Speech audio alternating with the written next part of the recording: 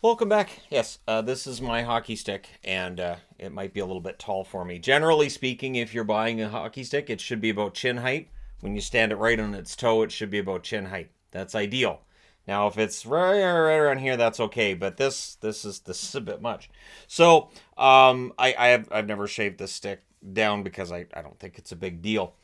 This one I use more for a defensive style of game. When you have a stick that's too tall for you, it's good defensively. It obviously helps your reach. It works very well that way, but for taking shots, not as much. So that's why the stick that you see me using all the time in meetups right now is the one I'm using, and I don't mess with anything because I've had a few goals in the two meetups we've had so far this year. So for that reason, you don't mess with what's working, right? So I wanted to get into some questions, but I also wanted to do a bit of an intro for people who may not know how it all started. It was 5 years ago when the Humboldt crash took place. There was a subscriber to this channel and a very well-known subscriber to the channel as well. He was on the channel a lot. And early on, of course, when I had less than 1,000 subscribers, that stood out. And so hearing that he had passed away in that accident, I thought that was just devastating. I was like, seriously, he's young. He's a high school kid. This is just awful. So we had a tournament that we had, and when I say tournament, it was as loosely played as what we play now with street hockey games. It was really well attended that first year. We had it the second year as well. The third year we were going to have one, and then the world shut down. It was 2020, and we haven't gotten back to having that organized event since. However, the meetups have continued, the street hockey games. Early on, with the channel, I always had that thought of how could we grow the community, and I realized like you don't see kids playing street hockey as often as you did when I was younger. Back when I was a kid, it was all the time. You could find a street hockey game. It seemed like almost anywhere. And so I thought, why not? We can play some street hockey. There's street hockey courts all over the place around here. The court that we use the most, which is the one at Hickey Park, is because it's not that far from SkyTrain. So for people who may not have a car, it is close enough to SkyTrain that it's easier to figure out how to get there. It's why we don't have them out here in the Fraser Valley as often because there's no SkyTrain service out this far. Now the next one we're having is going to be in Chilliwack. That is my hometown. That is eastern Fraser Valley. And it also then gives a chance for people in the valley who don't feel like driving to Coquitlam a chance to come out to that one. Usually we have fewer people for that than we do for the other ones, but that's not a big deal to me. It's really about the community. So after that first tournament, the first Brody Hintz tournament we had 5 years ago, I realized like there's a community here, and I like this group of guys we got coming out. It'd be fun to have these street hockey or floor hockey games regularly. And it was important to me too that it didn't matter your skill level. It didn't matter whether you'd ever played street hockey or floor hockey before. So we've had a couple of meetups in the Seattle area. And the second one actually went pretty darn well. The first one, it was sparsely attended, but again, 5 years ago, there were a lot fewer subscribers to the channel. I'm sure if we had one in Seattle this summer, it would be very well attended. But it gets a little bit tricky because right now, we do have 3 kids, and with 3 kids, there's various things they'll have going on during the summer. And so, us being able to find a day, because basically you're taking a whole day out for us to go down to Seattle and then come back. It's not like it's a half an hour drive and then back like it is with driving to Coquitlam or driving to Chilliwack. So I would love to have one in the area. Yvonne and I've talked about it. We haven't found a logistical spot to have it before we get into the next regular season, and that's where it gets tricky when people say, well, could you have one of these on the East Coast? Could you have one wherever? When we do have meetups in California, we don't do the street hockey because obviously I don't take my hockey sticks when I travel. That'd be a nightmare. Just keeping track of that and whatever extra costs, that would be a nightmare. So we don't do that. And then of course there's the fact too that if we did have something in California, we can't bring extra sticks. So when we go to the meetups, we bring extra sticks. We make sure we have plenty of hockey balls because you guys have seen, for anybody who's watched those meetup videos, yeah, they disappear into the woods. I don't expect people to go into the woods and dig them out. They're gone. There are cases where people have dug them out. There's cases I've dug them out, but in general, they're probably gone. So, and especially with the fencing being that high, if it goes over that fencing, it's probably not coming back. We lost out of the first two meetups. I think we've lost two. I think it's two we've lost. So that's not bad considering I get them by usually packages of 10 to 20. So that's all right. So I wanted to get into some questions I've seen on those videos as well, starting with why no rollerblades. That comes back to my point about I don't care your skill level. Come out if you haven't used a stick before, that's fine. We have hockey sticks. We've also at times brought jerseys. I haven't brought jerseys to the meetups this year. They really weren't getting used that much when we did bring them. And now we're into like July heat. So once you get into July heat, I don't know how many people are going to be like, I need to put on a black jersey instead of this nice cool t-shirt I'm wearing. So, but yeah, I've got, extra jerseys and it's the old Reeboks that I use for that. The Reeboks I replaced with the Adidas. So rather than getting rid of the Reeboks, I thought, well, I could bring those to Meetup. So we have bins of those jerseys for Meetup reasons. This is why when people say how many jerseys do you have, my answer is I don't know. I'm not going through and counting everything. The how do I attend? I see that we have the posts on the Facebook page. It's always under the events listing. They're obviously open invite. I never have an idea over how many we're actually going to get. Because I know that there's people who will, respond going on Facebook, and there's people who just look and go, oh, they're having it there that day, fine, and they won't necessarily respond, right? So the attendance is always one of those things that it's always interesting to see. Like the one we had on the previous Friday, we had, I think it was 15 altogether, 15 people, 2 goaltenders, and then the one we had on Sunday, so just this past Sunday, we had 27 people altogether, I think, including myself that were playing it. Of course, my wife wasn't playing. She was recording and dropping the ball here and there. And she does the stick way of deciding teams. Now, one question that gets asked a lot too is, well, who won? We don't really care. And I know that sounds weird, but we really don't. We keep track of score if there's multiple teams. So if we're going to have, a third team and they have to come on, well, then you have to keep track of score. But we don't really care who wins. It's really not that big a deal. The team I was on, we lost almost every game. And then we finally won one. That felt pretty good. But in general, we don't really care. It is not an overly competitive thing. It is just to go out and run around and play. I do not play anywhere near like I did, say, 25 years ago, where there would have been a lot of body checking. There would have been a lot of slashing. It would have been a lot more intense than what it is right now. Because again, there's people who they have jobs, they have things they want to do, and you don't want to see people get hurt. Because we've had injuries at these meetups, and I don't like it. I don't want to see guys get hurt. So that's why you don't see slap shots. That's why you don't see, and again, that's part of the rollerblades argument too. Is if you're going a lot faster, the odds of there being an accident, to me anyways, I think the odds of an accident goes up as a result. But yeah, the competitive side of it, I really don't get into.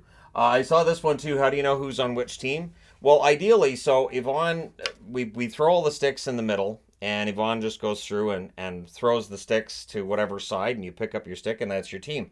So you have to kind of keep track of who's running in which direction. There are times where a teammate will check another teammate. That will be met by guys yelling, he's on your team, which is fine. As long as I've played street or floor hockey going back to when I was a little kid, that would be a thing where somebody would be checking and you go, what are you doing? Yeah, that's some good checking. He's on your team, so maybe stop that. So the idea of, well, you guys should, make sure you have identifying factors. We aren't really all that worried. And I know Yvonne's taping and it'd be fun for people watching to know who's shooting in which direction, but it's a casual game. It's a very casual game. So yeah, that we just know because we talk before the game gets started in general, and you find out during the game who's on your team and who isn't. There's times where I look at my team and I think I hope I don't hold these guys back, and there's other times I look at the team and think I'm definitely going to hold these guys back. So there's that. Now this is a question that I've had lately too, is why the jerseys with my name on them. So the collection, being the collection as it is and everything, the taking of jerseys to meetups, and understanding I have the Reeboks as well. I don't want to see jerseys I use for videos on this channel to get damaged, and they can. One of the first meetups, I took a spill. Every now and then I take a spill too, where I'll fall down. And you'll get marks on jerseys, you'll get pulls, you'll get, just basically from the concrete, you can damage the jersey. Notice I'm not talking about hurting myself. I'm more worried about the jersey, which I have been. Anytime I've been down and be like, "Are you okay?" I'm fine, and I'm just looking down like, "Okay, did I do anything to the jersey?" So by having the ones with my name and number, it means that I don't have to worry so much about the jerseys necessarily getting damaged. I don't want them to get damaged, but it means that if this gets damaged, it's got my name on it. I don't have to replace it for the collection. It's not a big deal.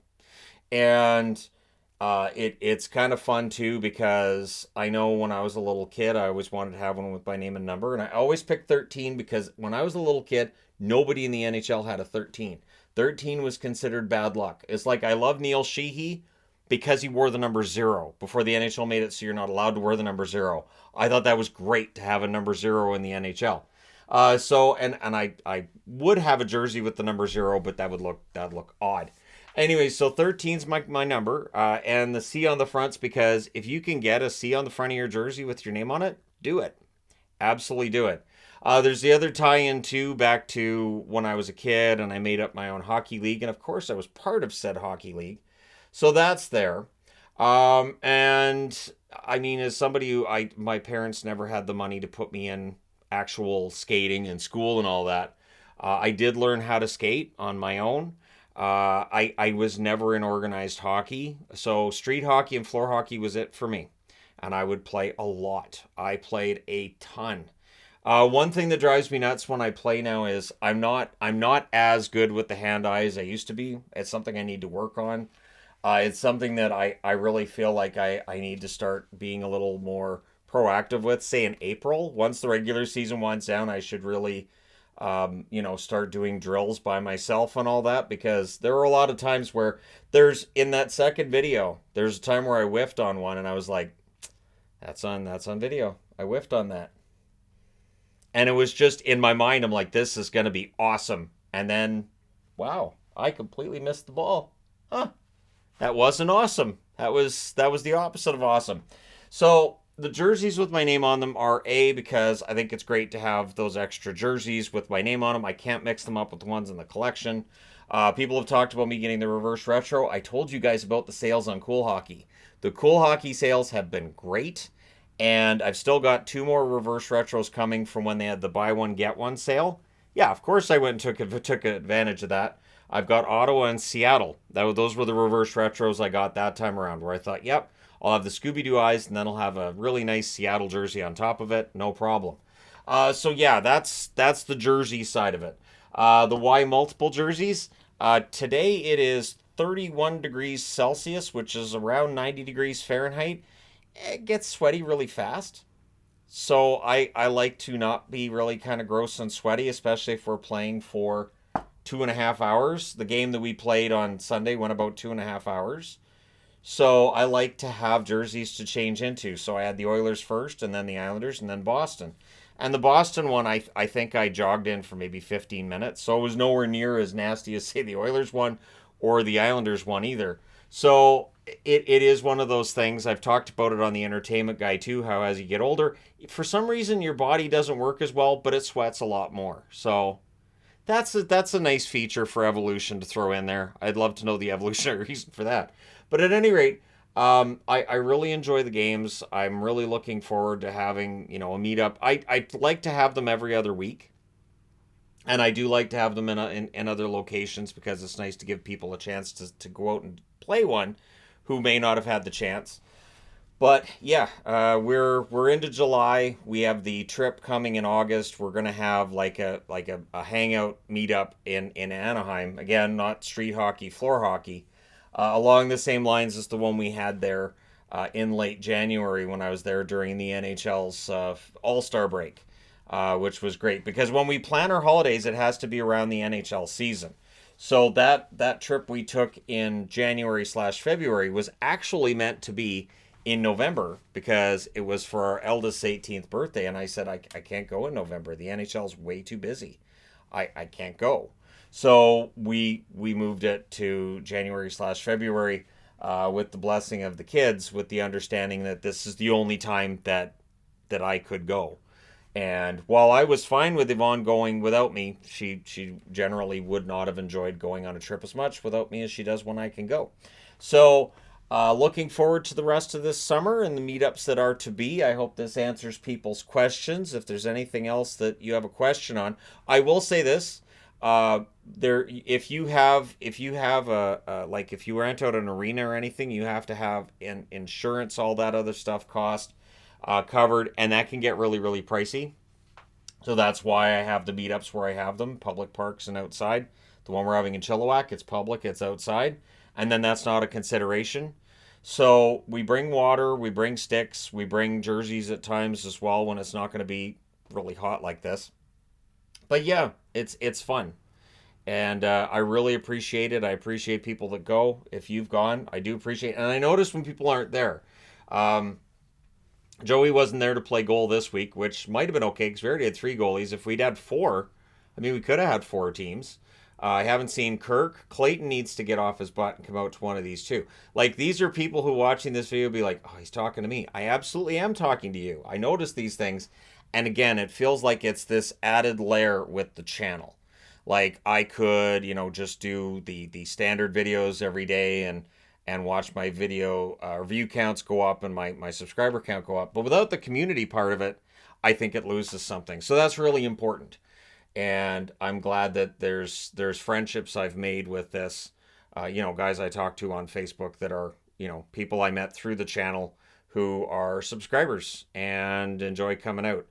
I do trash talk here and there, but for me to trash talk, I have to know the person and know they'll be okay with me trash talking, and that's important too. I don't just trash talk for the sake of it and not worry about. I'm like, all right, I have to know that this is all right first, and then obviously if I trash talk somebody else, I am well aware that they're allowed to trash talk me in response and that they will. So I welcome that. But anyways, there you go. I wanted to just do this video today. I figure it's too hot for me to do the treadmill right now, anyways. So it just, I mentioned, yeah, it's just one of those things. But I've talked about a lot of that stuff on the Entertainment Guy as well, so I'll give a cheap plug to my second channel, which I will be doing a lot on for the next 6 weeks because we are going to be traveling. When we travel, we do like daily video diaries of what we did that day. We will be doing that this summer as well while we're in Las Vegas, and then when we go to Anaheim slash Disney. So it is technically Anaheim, but yeah, we're staying at a Disney hotel, so we're basically at Disneyland for a few days there. But it'll be fun to have a down day in the middle of that part of the trip and hang out with people and do some stuff. So yeah, let me know your thoughts in the comment section below. As always, I do apologize that I don't have the means or the time to have these all across North America, go over and take like a European tour. I think that would be great. It just logistically doesn't work. But thank you guys so much for all your support. And if you're like, hey, I really wish we could have one of those around here, nothing's stopping you. If you can have, get together with 3 or 4 different people, and then suddenly you're attracting 4 or 5 other people, and before you know it, you have yourself a regular meetup. I've also been impressed. I've also been impressed to hear that there are people who've gotten more into hockey via the channel as well as through these meetups too. I know there's one that had actually stopped playing hockey. We started having meetups, and now he's playing hockey again. So that's good. And I mean like ice hockey, actual ice hockey. We do have guys come out who play ice hockey. I think they take it easy because they know that most of the people playing don't play ice hockey, and I think that's fine because not getting hurt, having fun, and then after, maybe going out and having a bite to eat and sitting and talking hockey. I enjoy doing that, or just talking about whatever, like we do in live streams.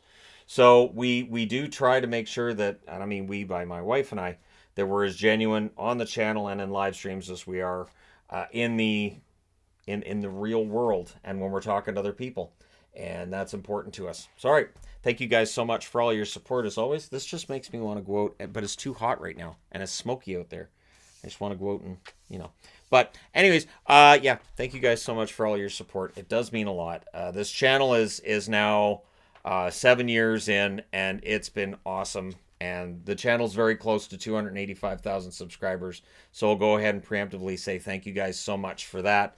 It's really important to me to make sure that I'm producing content daily, that I'm consistent with said content, and that there's always something for people to watch. Because one thing that I find out at these kinds of things is there are people who count on these videos every day and that sense of normalcy when they're going through moments of trauma, moments of just, whether it's depression, whatever it is. It's really important that you have some sense of normalcy. And I know from going through that myself that having that sense of some kind of a daily routine is important. I am very proud to be part of people's daily routine. So for those who've made me part of the daily routine, thank you so much.